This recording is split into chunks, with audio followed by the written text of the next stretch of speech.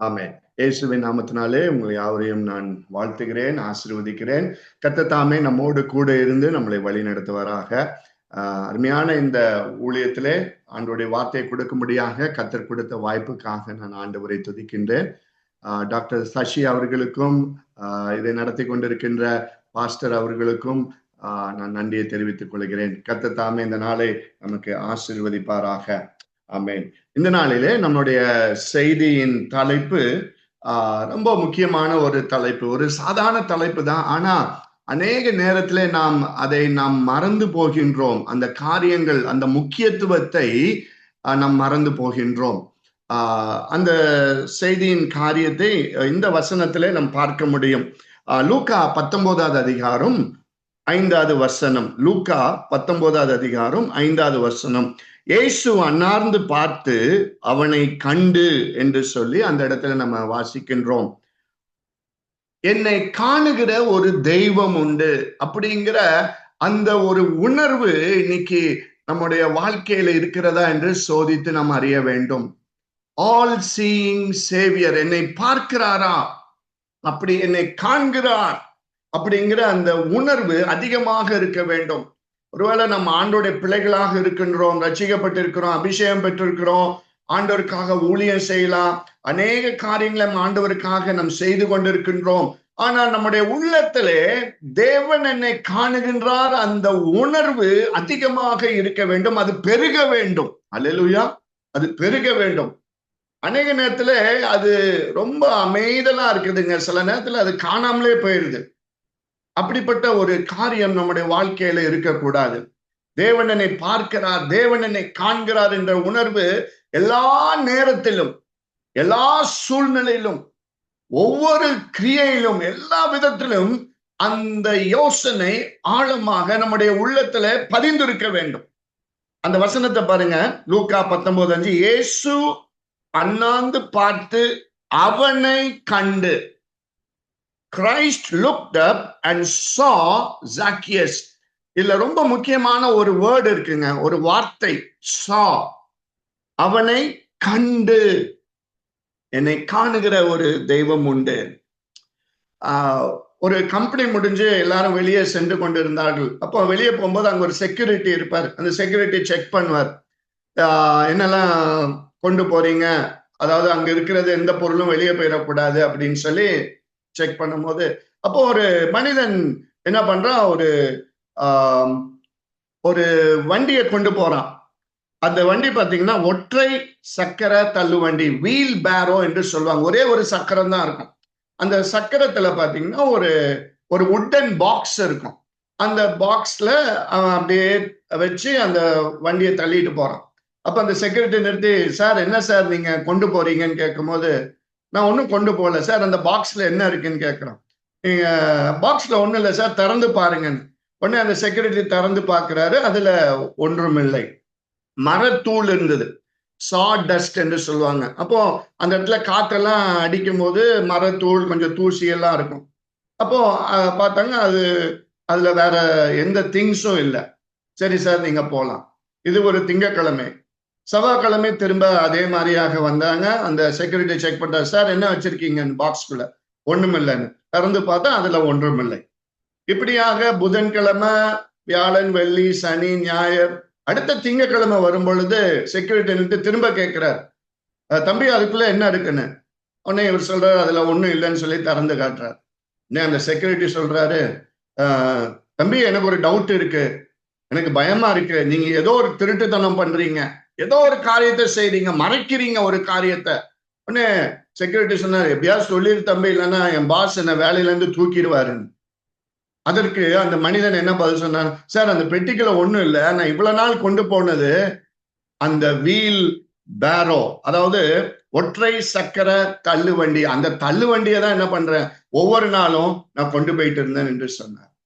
இதனால தேவ ஜனமே, இதுல இருந்து நம்ம ஒரு காரியத்தை விளங்கிக் கொள்ள வேண்டும். ஆண்டவர் முழுமையாக நம்முடைய காரியங்களை பார்க்கிறார். God looks at the big picture. நம்முடைய முழுமையான காரியங்கள், வாழ்க்கையின் அனைத்தையும் காணுகிற ஒரு தெய்வம். அநேக நேரத்துல அதை மறந்து போறோம். ஹல்லேலூயா. நம்மை காணுகிற ஒரு தெய்வம். 4 காரியங்களை இந்த நாளிலே நாம் படிக்க இருக்கின்றோம். ஆண்டவர் நமக்கு கற்றுக் கொடுக்க விரும்புகிறார்.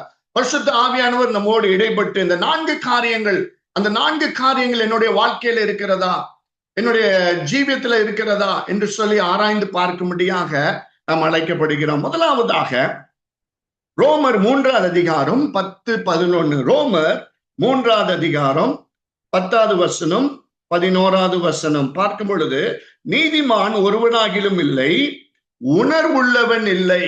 அந்த வசனத்தை பார்ப்போம். நீதிமான் ஒருவனாகிலும் இல்லை, உணர்வுள்ளவன் இல்லை. இந்த இடத்துல பவுலுக்கு ஆண்டவர் தன்னை வெளிப்படுத்துகிறார். அப்போ பவுல் சொல்றாரு, ஆண்டவரே, இந்த உலகத்துல எல்லாரும் அநியாயம் பண்றாங்க, நீதிமான் ஒருவனும் இங்க இல்ல ஆண்டவரே, எல்லாரும் வழி தப்பி போறாங்க, எல்லாரும் விட்டு தூரமா போறாங்க ஆண்டவரே என்று சொல்லி பவுலுக்கு ஆண்டவர் வெளிப்படுத்துகின்றார். முதலாவது காரியம், நம்ம எப்படி இருக்கிறோம் என்பதை ஆண்டவர் இந்த இடத்துல சுட்டி காட்டுகிறார். முதலாவது என்ன பார்க்கிறார்னா, நம்ம எப்படி இருக்கிறோம். He sees what we are. நம்ம எப்படி இருக்கிறோம் என்று இன்னைக்கு ஆண்டவர் நமக்கு நம்மகிட்ட கேட்கிறாருங்க.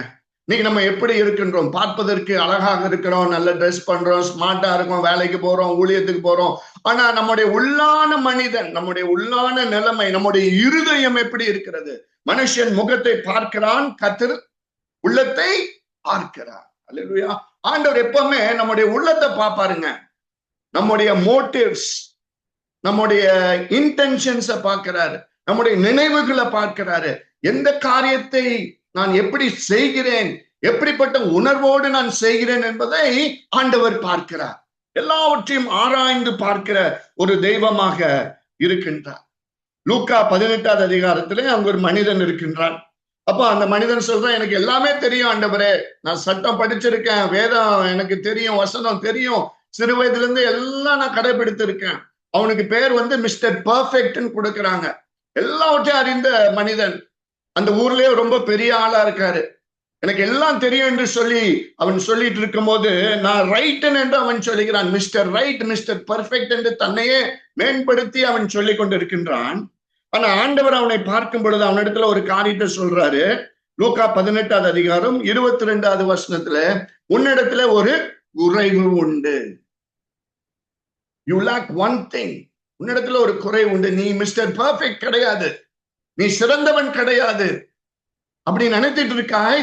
ஆனால் உன்னிடத்துல ஒரு குறைவு உண்டு. ஆமென். இன்னைக்கு நம்ம எப்படி இருக்கோங்க? இன்னைக்கு நம்மளுடைய உள்ளம் எப்படி இருக்கிறது என்று ஆராய்ந்து பார்க்க ஆண்டவர் அழைக்கின்றார். நம்ம எப்படி இருக்கின்றோம்? அநேக நேரத்துல நான் தான் சரி அப்படிங்கிற ஒரு எண்ணம் வந்துருது பாருங்க. நான் செய்யறதுதான் கரெக்ட் அப்படிங்கிற ஒரு எண்ணம் வருகிறது. நான் பேசுவதுதான் ரைட்டு அப்படிங்கிற ஒரு எண்ணம் வருகிறது. மற்றவர்கள் சொல்லும் போது அதை கேட்பதற்கு நாம் தயாராக இல்லை. மற்றவர்கள் என்னுடைய குறைகளை சொல்லும் பொழுது, என்னுடைய தப்பிதங்களை உணர்த்தும் பொழுது நான் என்ன பண்றேன்? உடனே நான் பிளேம் பண்றேன். என்னுடைய விரலை மற்றவங்களுக்கு முன்பதாக நான் காட்டுகிறேன். எவ்வளவு ஒரு பயங்கரமான ஒரு காரியம். இன்னைக்கு நம்முடைய உள்ளம் எப்படி இருக்கிறது? தேவன் விரும்புகின்ற ஒரு தாழ்மை குணம் நம்மளுடைய வாழ்க்கையில இருக்க வேண்டும். அல்லேலூயா. ஆண்டவர் பெருமையை எதிர்க்கிறார். ஒருவேளை பெருமை நம்முடைய வாழ்க்கையில் இருக்குமானால் ஆண்டவர் கிரியேட் செய்ய முடியாது, ஆவியானவர் கிரியேட் செய்ய முடியாது.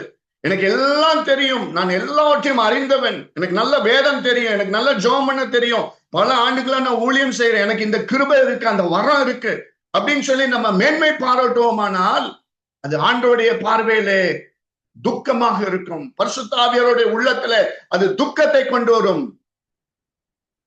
ஆண்டவர் பிரியப்பட மாட்டார். இன்னைக்கு நம்ம எப்படி இருக்கோங்க? நம்ம இருதயத்தை ஆராய்ந்து பார்க்கணும். இன்னைக்கு ஆண்டவர் எண்டோஸ்கோப்பி போட்டு நம்முடைய இருதயத்தை நமக்கு வெளிப்படுத்தி காட்டுகிறார். நம்ம எப்படியாக இருக்கின்றோம், நம்முடைய செயல்கள் என்ன, நம்முடைய எண்ணங்கள் என்ன, நம்முடைய செயல்பாடுகள் எப்படி இருக்கிறது? நாம் தாழ்ந்து இருக்கின்றோமா? மேன்மை பாராட்டாதபடி ஆண்டவர் நீங்க தான் ஆண்டவர் என்று சொல்லி உங்களுடைய கிருபை மட்டும்தான் என்ன தாங்குது அப்படிங்கிற அந்த தாழ்மை நமக்கு இருக்க வேண்டும். முன்னிடத்துல ஒரு குறை உண்டு. இன்னைக்கு ஆண்டவர் நம்மகிட்ட கேட்கிறார், என்கிட்ட கேட்கிறார். ஆண்டவர் என்ன ஒரு காரியம், எந்த ஒரு காரியம் ஆண்டவரை துக்கப்படுத்துகிறது, அந்த காரியத்தை நாம் களைந்து போட வேண்டும். அந்த காரியத்தை முற்றிலுமாக நாம் வெறுக்க வேண்டும், வெறுக்க வேண்டும். நாம் எப்படி இருக்கின்றோம்? ஒரு அழகான ஒரு வசனம் இருக்கிறதுங்க. எபேசியர் 1ஆம் அதிகாரம் முதலாவது வசனம் திருப்பிக் கொள்ளலாம். எபேசியர் 1 அதிகாரம் 1 வசனம். தேவனுடைய சித்தத்தினாலே இயேசு கிறிஸ்துனுடைய அப்போஸ்தலனாகிய பவுல் எபேசுவிலே கிறிஸ்து இயேசுவுக்குள் விசுவாசிகளுக்கு அவன் எழுதுகின்றான். கிறிஸ்து இயேசுவுக்குள், இன் கிரைஸ்ட், கிறிஸ்து இயேசுவுக்குள் நம்ம எப்படி இருக்கிறோம் என்று ஆராய்ந்து பார்க்க வேண்டும். ஆண்டவர் சந்தோஷம் அடைகிறாரா? ஆவியானவர் நம்மை பார்க்கும் பொழுது, என்னை பார்க்கும் பொழுது அவருடைய உள்ளத்துல மகிழ்ச்சி இருக்கிறதா அல்லது துக்கமாக இருக்கிறாரா? நாம் எப்படி இருக்கிறோம் என்பதை ஆண்டவர் பார்க்கிறார். ஆண்டவர்கிட்ட மறைக்க முடியாதுங்க. ஆண்டவர்கிட்ட மறைக்க முடியாது. மனுஷன்கிட்ட மறைக்கலாம், ஊழியர்கள்ட்ட மறைக்கலாம், பெற்றோர்கிட்ட மறைக்கலாம். ஆனா ஆண்டோடைய கண்களுக்கு மறைக்க முடியாது. நம்ம எப்படி இருக்கின்றோம், எதை களைந்து போட வேண்டுமோ, எதை முற்றிலுமாக அகற்றி விட வேண்டுமோ, இந்த நாளிலே ஆண்டவர் அந்த ஒரு ஸ்பெசிபிக்கான ஒரு காரியத்தை ஆண்டவர் நம்மோடு பேசிக் கொண்டிருக்கின்றார். அதை அகற்றி போடும் பொழுதுதான் ஒரு ஆசீர்வாதம். அப்போதான் ஆண்டவர் நம்மளை பயன்படுத்த முடியும். ஆண்டவருக்காக நம்ம எப்படி இருக்கின்றோம் என்பதை ஆண்டவர் பார்க்கின்றார். இரண்டாவதாக ஆண்டவர் என்ன பார்க்கிறார் அப்படின்னு சொல்லி பார்க்கும் பொழுது, யோவான் 4 அதிகாரம் 29 வசனம். யோவான் 4 அதிகாரம் 29. நான் செய்த எல்லாவற்றையும் ஒரு மனுஷன் எனக்கு சொன்னார். நான் செய்த எல்லாவற்றையும் ஒரு மனுஷன் எனக்கு சொன்னார்.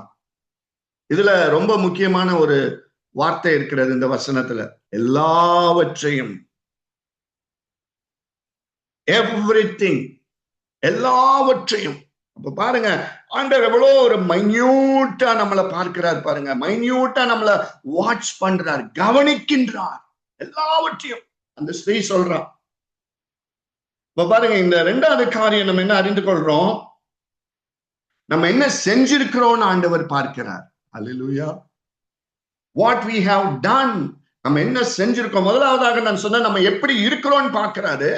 இரண்டாவதாக நம்ம என்ன செஞ்சிருக்கிறோம், நம்முடைய செயல்கள், நம்முடைய கையின் கிரியைகள், எல்லாவற்றையும் அவர் பார்க்கிற தேவனாக இருக்கிறார். நான் செய்த எல்லாவற்றையும். அந்த ஸ்திரீக்கு பாத்தீங்களா, 5 புருஷர், 5 போலி. ஆண்டவர் அழகாக அந்த இடத்துல அந்த ஸ்திரீக்கு உணர்த்துறார், சமாரிய ஸ்திரீக்கு உணர்த்துறார். அந்த ஸ்திரீ குத்தப்பட்டு, ஆமா நான் ஆண்டவரே என்று தன்னை அர்ப்பணிக்கின்றார்.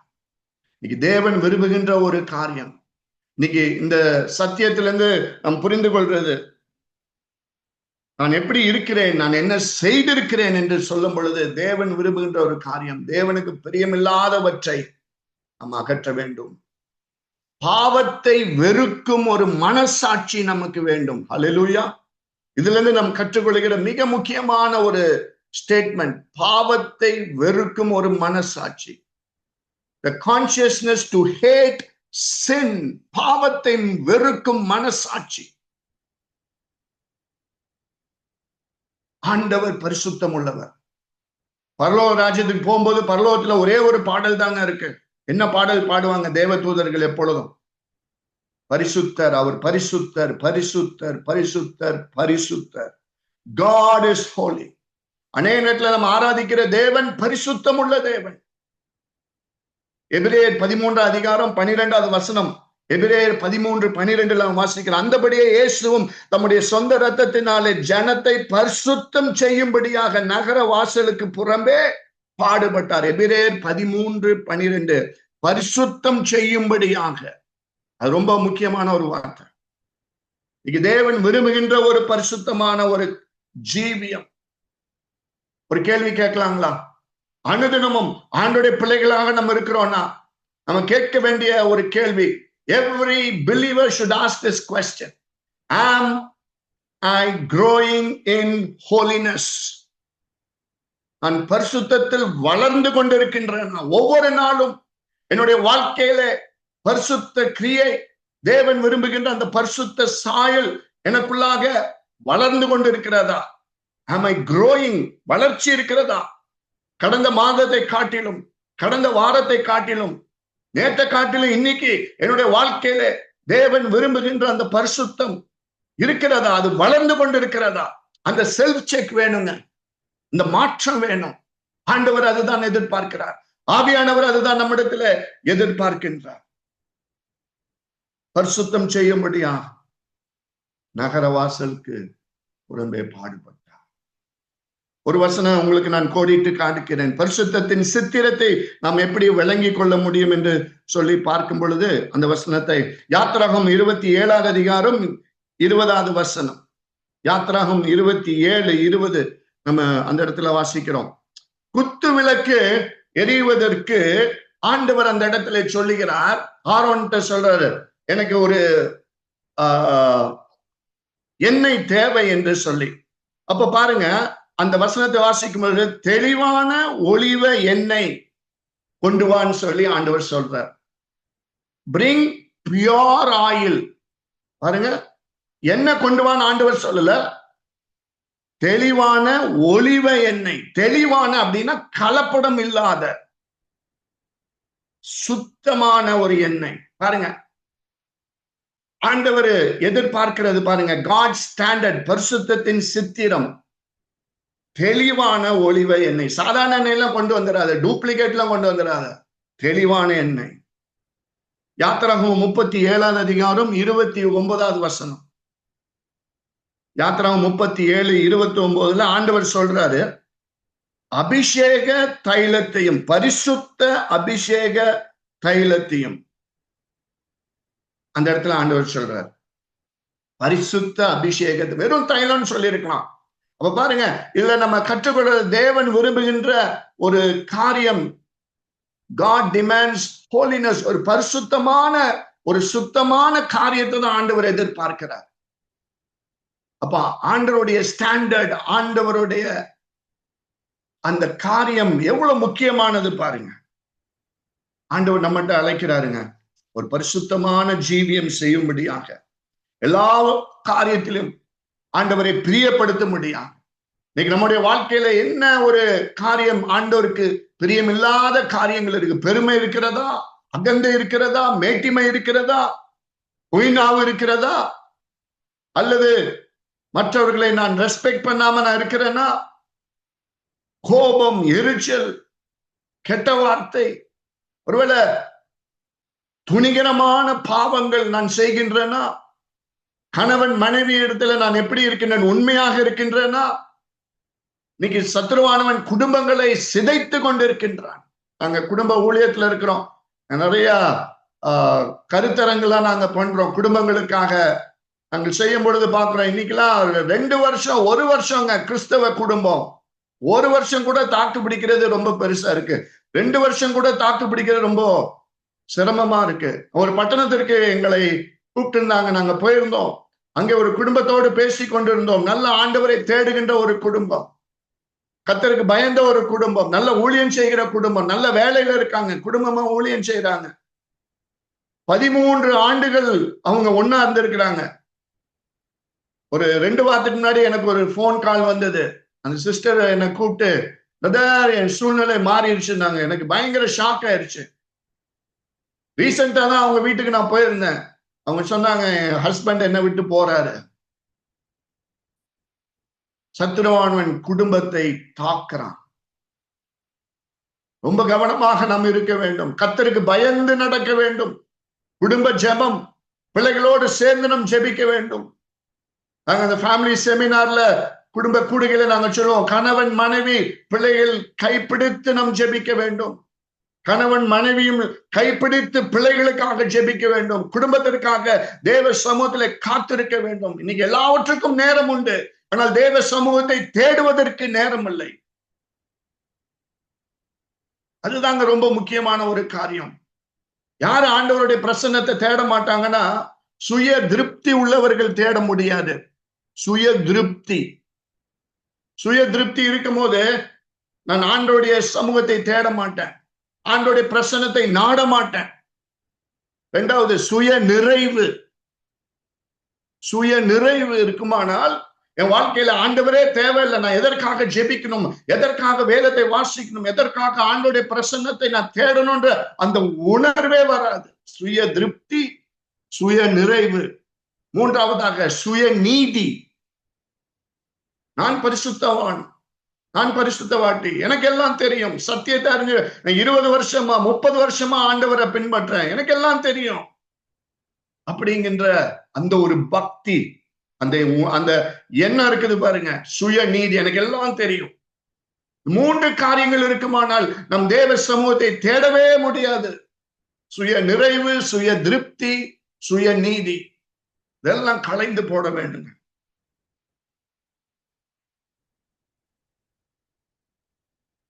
சார்ல்ஸ் வெஸ்லிட்ட ஒருவர் கேட்டாராமா, ஐயா உங்களோட அழைப்பு என்ன என்று சொல்லி கேட்கும் பொழுது அவர் சொன்னார், மகிமையான நம்பிக்கை, ஆனால் உட்புறம் பரிசுத்தம் என்று அழுதார் சார்ல்ஸ் வெஸ்லி.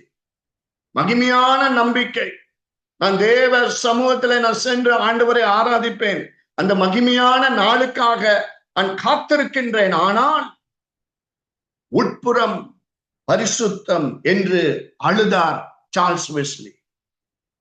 தேவஜனமே, நம்ம எப்படி இருக்கின்றோம்? தேவன் விரும்பாத காரியங்களை அகற்றும்படியாக பாவத்தை வெறுக்கும் மனசாட்சி நமக்கு வேண்டும். ஆண்டவரே, அப்படியாக என்னுடைய இருதயத்தை மாற்றுங்க ஆண்டவரே, என்னை மாற்றுங்க, என்னை கழுவுங்க என்று சொல்லி ஆண்டவர்கிட்ட கேட்க நம்ம எப்படி இருக்கின்றோம் பார்க்கிறார். நம்ம என்ன செஞ்சிருக்கிறோம் பார்க்கிறார். ஆண்டவர்கிட்ட ஓடி வர வேண்டும். மூன்றாவதாக ஆண்டவர் நம்மகிட்ட என்ன பார்க்கிறார் என்று சொல்லி நம்ம கவனிக்கும் பொழுது, யாத்திராகும் 3வது அதிகாரம் 7வது வசனம் 8வது வசனம், அந்த வசனத்தை நம்ம படிக்கும் பொழுது அங்க ஆண்டவருடைய பிள்ளைகள் பாடுபட்டு கொண்டு இருக்கிறாங்க. பார்வனுடைய அவர்களை ஒடுக்கி கொண்டு இருக்கின்றான்.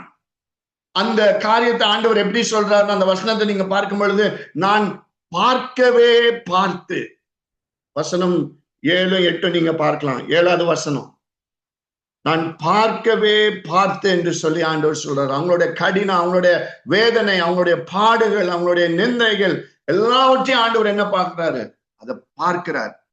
அந்த வசனத்துல பார்க்கிறோம், அந்த வார்த்தை பார்க்கவே பார்த்து. பாருங்க எவ்வளவு மைன்யூட்டா ஆண்டவர் கவனிக்கின்றார்.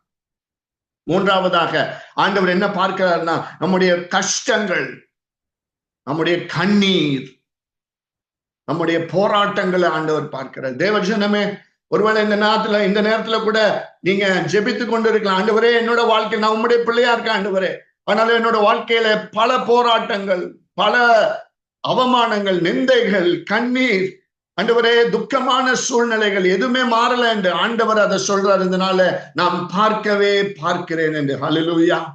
பார்க்கிற தேவன் மட்டுமல்ல, நம்மளை விடுதலையாக்குகிற ஒரு தேவன். மோசேயை அனுப்பினார்.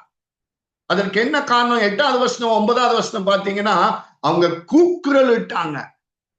அந்த கஷ்டத்தின் மத்தியில, அந்த வேதனையின் மத்தியிலே, அந்த பாடுகள் மத்தியிலே 9வது வசனத்துல வாசிக்க முடியும், அவர்களுடைய கூக்குரல், அவங்க கண்ணீர் வடித்து தேவ சமூகத்துல ஆண்டவரை நோக்கி கூப்பிடும் பொழுது ஆண்டவர் மனம் இறங்கினார். அல்லேலூயா.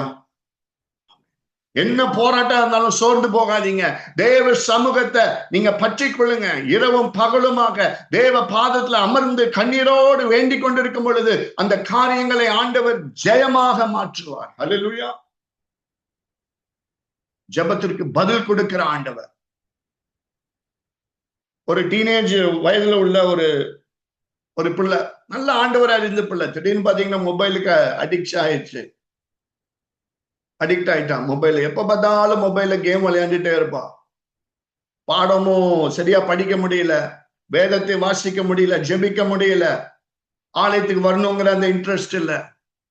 அந்த பிள்ளைக்காக அவங்க நிறைய பிரயாசம் எடுத்தார்கள். அதோட சேர்ந்து நீங்க நம்ப மாட்டீங்க, அந்த பிள்ளையோட அம்மா அதிகாலை வேளையில 3 மணிக்கு எழுந்து 3 மணிலிருந்து 4 மணி வரைக்கும் ஜெபிக்க ஆரம்பித்தாங்க. ஆண்டவரே, இந்த கட்டிலிருந்து என் பிள்ளை வெளியே வரணும், இந்த பிரச்சனையிலிருந்து வெளியே வரணும் ஆண்டவரே, ஆண்டவரே இந்த காரியங்களை மாற்றி போடுங்க ஆண்டவரே அப்படின்னு சொல்லி 3 மாதங்கள் ஒரு நாள் கூட மிஸ் பண்ணல. 3 மாதங்கள் அந்த 1 மணி நேரம் தேவ சமூகத்துல பிள்ளைக்காக விழுந்து தேவ சமூகத்துல போராடி ஜெபித்தார்கள். 3 மாதங்கள் கழித்து அந்த பிள்ளையோட வாழ்க்கையில ஒரு பெரிய விடுதலை வந்தது. அல்லேலூயா. நம் ஆண்டவர் ஜெபத்தை கேட்கிற ஆண்டவர். நம்முடைய கூக்குரல் எப்படி அப்படி ஜெபிக்க முடியுங்க? நம்ம தாழ்மையாக இருக்கும் போதுதான் அப்படி ஜெபிக்க முடியும். நம்மளை இன்னும் தாழ்த்தும் பொழுது, தாழ்மையின் சிந்தை இருக்குமானால் நம்ம தேவ சமூகத்தை நாடுவோம். இன்னைக்கு நம்ம தாழ்மையா இல்லைன்னா தேவ சமூகத்தை புறக்கணிப்போம். சும்மா கடமைக்கு ஏதோ ஒரு ஜெபம் பண்றது அப்படின்னு போயிருங்க. நேரம் எடுத்து, நேரம் கண்டுபிடித்து make time to sit in the presence of the Lord. எந்த காரியம் உங்களை பாதித்துக் கொண்டிருக்கின்றது? குடும்பத்தின் காரியமா, பிள்ளைகளுடைய காரியமா, வியாபாரமோ, அல்லது ஊழியத்தில பிரச்சனைகளோ, என்னவாக இருந்தாலும் தேவ சமூகத்திலே நம் போராடி நம் ஜெபிக்கும் பொழுது, அவர் பாதத்துல வந்து விழுந்து கிடக்கும் பொழுது ஆண்டவர் நமக்காக யுத்தம் செய்வார். ஹல்லேலூயா. ரட்சிப்பு கர்த்தருடையது. வசனம் சொல்லுது, நீங்கள் சும்மா இருப்பீர்கள், கர்த்தர் உங்களுக்காக யுத்தம் பண்ணுவார். ஒரு வார்த்தை சொன்னார், அந்த கொந்தளிப்பெல்லாம் மாறி போச்சு. சீடர்கள் வந்து, ஆண்டவரே நாங்கள் மடிந்து போக போகிறோம் ஆண்டவரே. ஆண்டவர்கிட்ட உடனே ஓடி வந்தாங்க. அந்த படகுல போயிட்டு இருக்கும்போது கொந்தளிப்பு வந்த உடனே ஆண்டவர்கிட்ட ஓடி வந்தாங்க, ஆண்டவரே என்று சொல்லி. ஆண்டவர் எழும்பி ஒரே ஒரு வார்த்தை சொன்னார். அந்த இடத்துல அமைதல் வந்தது. தேவஜனமே, நம்முடைய வாழ்க்கையில இருக்கின்ற ஒரு கொந்தளிப்பு இருக்கலாம், பிரச்சனைகள், பாடுகள், அதெல்லாம் சில நேரத்துல ஆண்டவர் எதற்காக அனுமதிக்கிறார்னா நம்மளை தாழ்த்தும்படியாக அனுமதிக்கிறார்.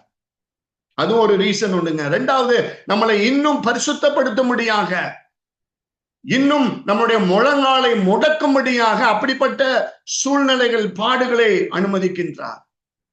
இன்னும் அவரை கிட்டி சேரும்படியாக ஆண்டவர் அப்படிப்பட்ட சூழ்நிலைகளை அனுமதிக்கின்றார்.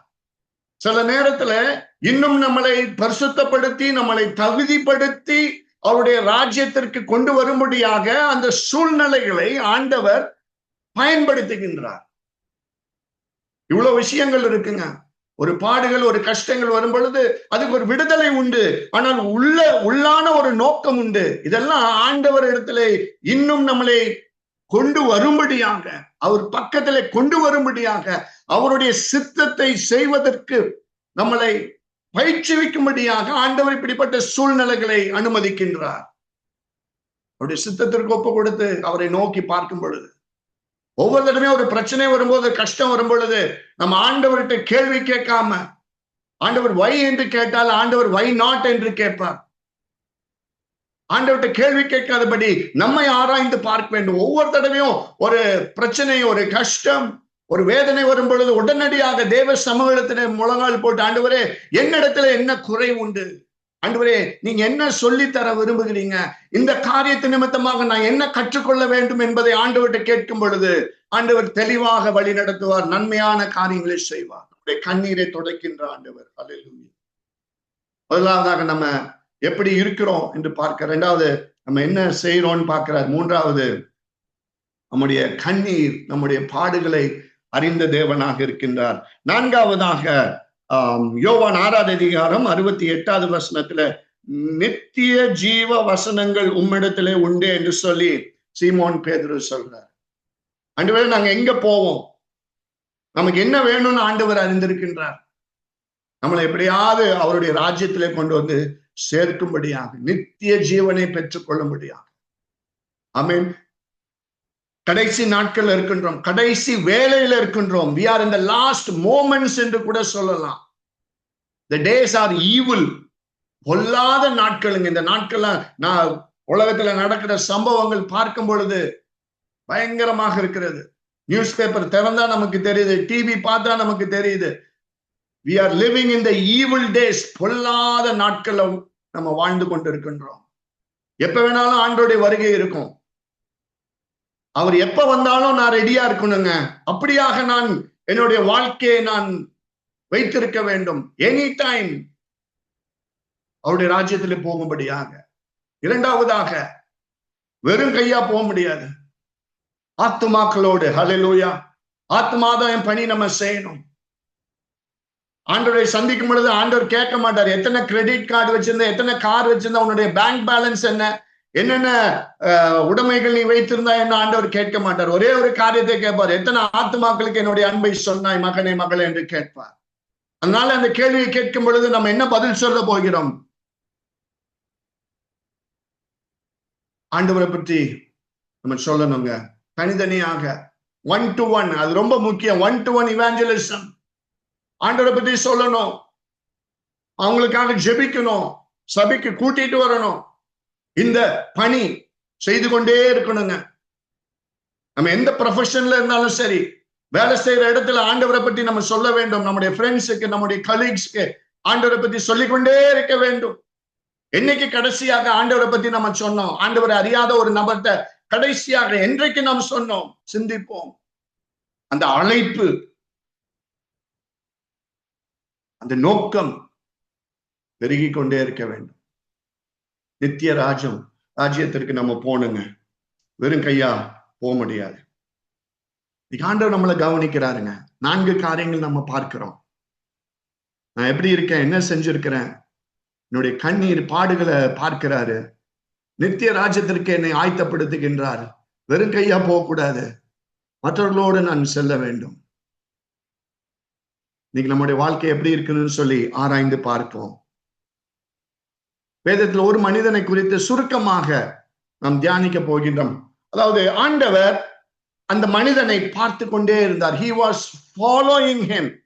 இப்ப பாத்தீங்கன்னா நிறைய செலிபிரிட்டிஸ்க்கு பாத்தீங்கன்னா நிறைய பேர் ஃபாலோ பண்ணுவாங்க. ஓகே, சில பேருக்கு மில்லியன் வியூஸ் எல்லாம் இருக்குங்க, அவ்வளோ பேரு ஃபாலோ பண்ணிட்டே இருப்பாங்க. இங்க ஒரு மனிதன், வேதத்தில் உள்ள ஒரு மனிதன் ஆண்டவர் ரொம்ப க்ளோஸா ஃபாலோ பண்ணிட்டு இருந்தார். அவனை வாட்ச் பண்ணிட்டே இருந்தார். என்ன செய்யறான், எங்க போறான், என்ன பண்றான்னு. அதை நம்ம தியானித்து ஜெபித்து முடிக்கலாம். மத்தேயு 26வது அதிகாரம் 21வது வசனம். மத்தேயு 26:21. உங்களில் ஒருவன் என்னை காட்டி கொடுப்பான் என்று ஆண்டவர் சொன்னார். அப்ப இந்த மனிதன் யாருன்னு நமக்கு தெரியுங்க, யூதாஸ். அப்போ அந்த இடத்துல பாத்தீங்கன்னா அது ஒரு க்ளோஸ்ட் குரூப், ரைட்? ஆண்டவரும் சீடர்கள் மட்டும்தான் இருக்கிறாங்க, டிசைபிள்ஸ் மட்டும்தான் இருக்கிறாங்க. ஆனா அந்த இடத்துல ஆண்டவர் ஒரு மெசேஜ் போடுறார், ஒரு மெசேஜ் கொடுக்கிறார். யாருக்கு? யூதாஸ்க்கு. உங்களில் ஒருவன் என்னை காட்டி கொடுப்பான். அதாவது இது பாத்தீங்கன்னா ஒரு ஸ்பெசிபிக் வார்னிங். டேய், ஆண்டவர் சொல்றாரு, யூதாஸே நான் உன்னை கவனிக்கிறேன், வாட்ச் அவுட், நீ செய்யறது சரியில்லை, பாவமான ஒரு காரியத்தை நீ செஞ்சிட்டு இருக்க, ஸ்டாப் அப்படின்னு ஆண்டவர் ஒரு எச்சரிக்கை கொடுக்கிறார். அடுத்தபடியா பாத்தீங்கன்னா மத்தேயு 26:25 வாசித்தீங்கன்னா அங்கே பாத்தீங்கன்னா அந்த கூட்டம் கொஞ்சம் பெரிய கூட்டம். அந்த கூட்டத்துல திரளான மக்கள் இருக்காங்க. ரபி நானோ அப்படின்னு சொல்லி யூதாஸ் ஆண்டவர்கிட்ட கேட்கிறாரு.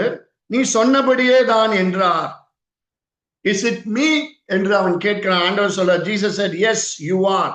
மத்தேயு 26:25. திரும்ப ஒரு வார்னிங் ஆண்டவர் கொடுக்கிறார் யூதாஸுக்கு. என்னதுங்க?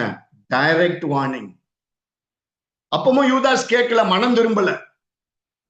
அந்த ஸ்பெசிபிக் வார்னிங் வந்ததும் மனம் திரும்பல, டைரக்ட் வார்னிங் வந்ததும் மனம் திரும்பல. மூன்றாவதாக பாருங்க, கெத்செமனே தோட்டத்துல லூக்கா 22:48. 22:48. யூதாஸே, முத்தத்தினாலேயோ மனுஷகுமாரனை காட்டி கொடுக்கின்றாய்.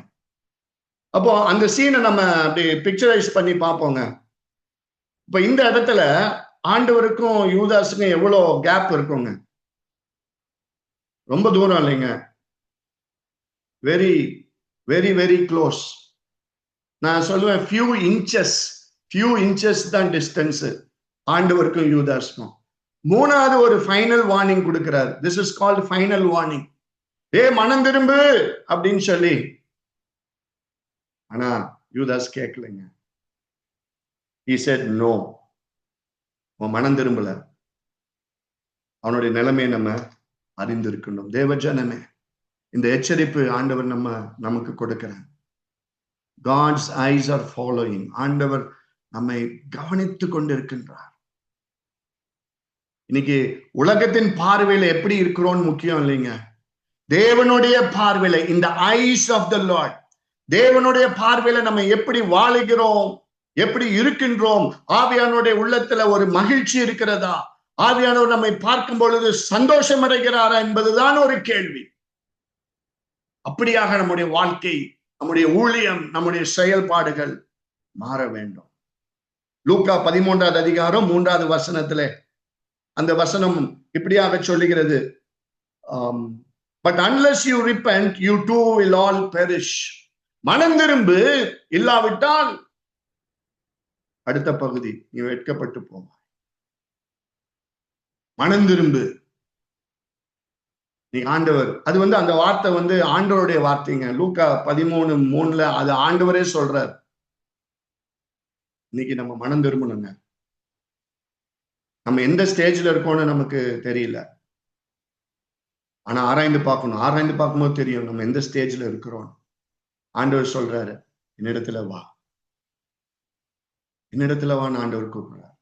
அப்போதான் ஆண்டவர் நம்மளை இன்னும் சுத்திகரிக்க முடியும்.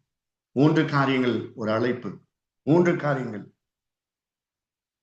கெட் புரோக்கன், உடைக்கப்பட ஒப்பு கொடுக்கணும் இந்த நாள்ல. 2வது, டு கெட் கிளென்ஸ்ட், கழுவப்பட ஒப்பு கொடுக்கணும். 3வது, to get filled with the power of Holy Spirit. தேவ வல்லமையினாலே நிறைக்கப்பட. அப்பதான் ஆண்டோடைய அபிஷேகம் அனுதினமும் தினந்தோறும் நம்ம நிறைக்கப்பட்டவர்களாக இருந்தாதான் நம்ம ஆண்டவருக்காக சாட்சியா நிற்க முடியும். அந்த அனுபவம் தேவை. ஆண்டவர் நம்மை சுத்திகரிக்கின்றார், நம்மளை அழைக்கிறார், நம்மளை காணுகிற ஒரு தெய்வம். நீங்க ஆண்டவர்கிட்ட சொல்லுவோமா? ஒரு நிமிடம் ஜெபம் பண்ணுவோம். ஆண்டவரே, எங்களை அர்ப்பணிக்கிறோம். ஆண்டவரே, எங்களை அர்ப்பணிக்கிறோம். ஆண்டவரே, எங்களுக்கும் உமக்கும் நடுவில் இருக்கின்ற காரியங்கள் அது எல்லாவற்றையும் கர்த்தர் களைந்து போடுங்க. ஆண்டவரே, நமக்கு பிரியமான ஒரு பாத்திரமாக எங்களை வணைந்து இந்த கடைசி நாட்கள் எங்களை பயன்படுத்துங்க. ஆண்டவரே, எங்களை சுத்திகரிக்குங்க. ஆண்டவரே, இங்க வந்திருக்கிற ஒவ்வொருத்தருக்காக நான் ஜெபிக்கிறேன். அவங்களை ஆசீர்வதிங்க. நம்முடைய கரம் அவர்களோடு இருக்கட்டும், நம்முடைய பிரசன்னம் அவர்களோடு இருக்கட்டும்பா. ஆண்டவரே, ஒவ்வொருவரும் ஆண்டவரே ஆண்டவரே உம்முடைய வல்லமையினாலே நிறைந்து சாட்சியாக நிற்க, மற்றவர்களுக்கு உம்முடைய அன்பை சொல்ல, அநேகரை ஆதாயப்படுத்த கர்த்தர் கிருபை செய்வீராக. வந்திருக்கிற எல்லோரையும் நீங்க ஆசீர்வதிங்க. அவங்களுடைய குடும்பம், பிள்ளைங்க, ஊழியங்கள் எல்லாவற்றிலும் தேவ கரம் இருக்கும்படியாக நாங்கள் ஜெபிக்கிறோம். கர்த்தருக்கு பயப்படுகிற பயம் எப்பொழுதும் எங்க இருதயத்துல இருக்கட்டும் தகப்பனே. கடைசி பொல்லாத நாட்கள்ல நாங்க இருக்கிறோம்ப்பா. நீர் என்னை காணுகிற தெய்வம் என்று அந்த உணர்வு எப்பொழுதும் எங்க சிந்தனையிலையும் எங்க இருதயத்திலையும் இருக்கட்டும். அது ஒழித்து கொண்டே இருக்கட்டும். ஆண்டவரே, let's always be God conscious. தேவன் என்னை காண்கிறார், பார்க்கிறார். அந்த உணர்வு அதிகமாக இருக்கட்டும். எங்களை தாழ்த்தி நாங்கள் ஒப்பு கொடுக்கிறோம்.